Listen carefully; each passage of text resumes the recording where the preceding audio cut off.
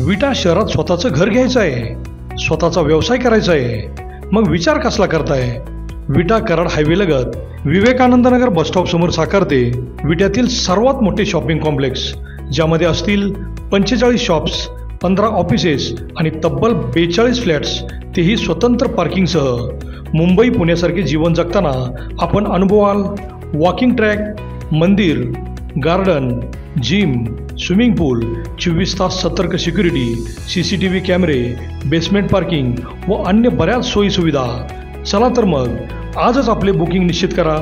आमचा पत्ता diamond arcade, Karad road, विटा. संपर्क राजू पाटील किर्दत 93 222 68 103 व हनुमंत किर्दत 930 983 94 77.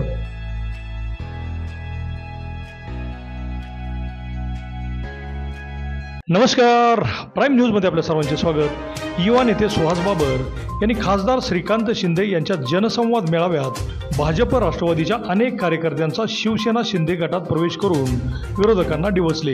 भारतीय जनता पार्टीचे ओबीसी आघाडीचे नेते विद्याधर मदने, राष्ट्रवादीचे काँग्रेस पार्टीचे नेते आनंदराव अशोक पाटील, देवीखिंडीच्या सरपंच शोभा शिंदे, ज्येष्ठ नेते बालाजी बापू शिंदे तसेच रेवानगरचे युवा नेते संतोष बुचडे आदी नेत्यांचा शेकडो कार्यकर्त्यांसह शिवसेना शिंदे गटात प्रवेश झाला.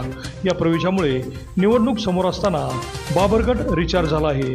खासदार श्रीकांत शिंदे आणि सुहास बाबर यांचे अतिशय जिव्हाळ्याचे संबंध आहेत, त्यामुळे विधानसभेला आपली हक्काची असलेली जागा सोडायची नाही या तत्वाने खानापूर आटपाडीतून त्यांनी सुहास बाबर यांची उमेदवारी जाहीर करून टाकली असून मतदारसंघात हजारो कोटींचा निधी आणून त्यांनी जोरदार तयारी सुरू केली असताना आता मतदारसंघातील राष्ट्रवादी आणि भाजपच्या कार्यकर्त्यांनी प्रवेश करून विरोधकांना धक्का दिला.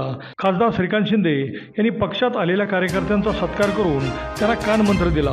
टेंबू योजनेला स्वर्गीय अनिल भाऊ बाबर यांचे नाव देण्याचा प्रस्तावही मुख्यमंत्र्यांकडे पाठवणार असल्याचे खासदार श्रीकांत शिंदे यांनी सांगितले. मुख्यमंत्री लाडकी बहीण योजनेमुळे महिलांमध्ये प्रचंड उत्साहाचे वातावरण असून या चांगल्या योजनेवरही टीका करीत असल्याने जनताच त्यांना त्यांची जागा दाखवून देणार असल्याचे त्यांनी सांगितले.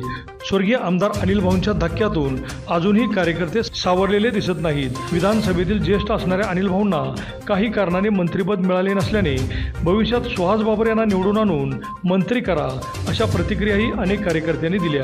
यावेळी खासदार श्रीकांत शिंदे यांनी मुख्यमंत्री एकनाथ शिंदे यांनी अनेक लोकहिताचे निर्णय घेतले असून त्यांनी आणलेल्या योजना सरकारपर्यंत पोहोचवा, यश तुमचेच आहे असेही म्हटले.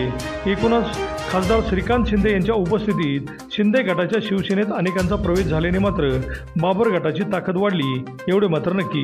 अभिजित शिंदे, प्राईम न्यूज, विटा.